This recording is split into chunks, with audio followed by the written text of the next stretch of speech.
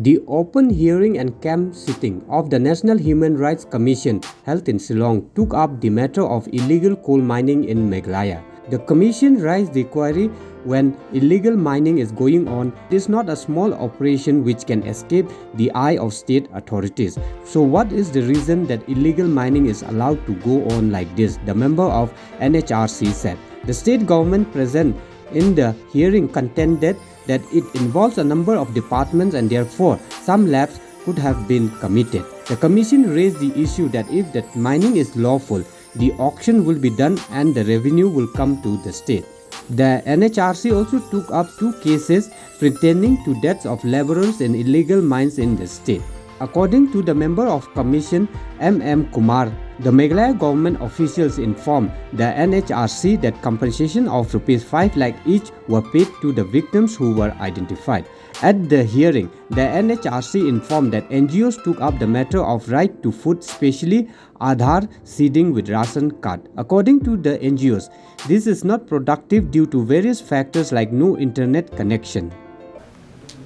Yesterday, we have 2 cases where 6 laborers in one case and 5 in the other case were crushed under the debris.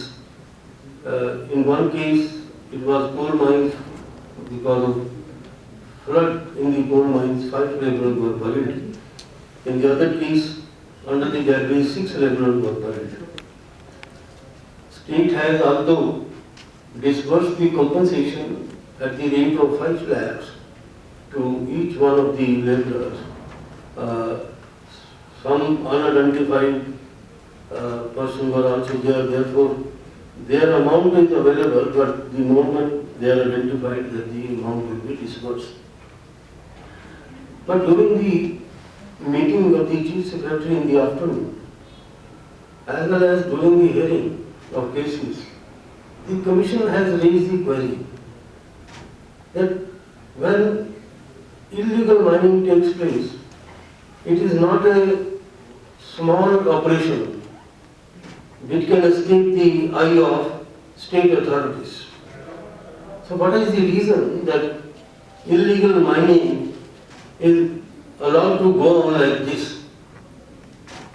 The answer given by the state authority was that it involves a number of departments.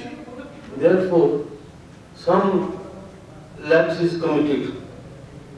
But we raise the issue that if the mining is lawful, it is in accordance with law, the auction will be done, then revenue will come to the state. The illegal miner, otherwise a contractor, he engages illegally the labor. So the whole law is displaced.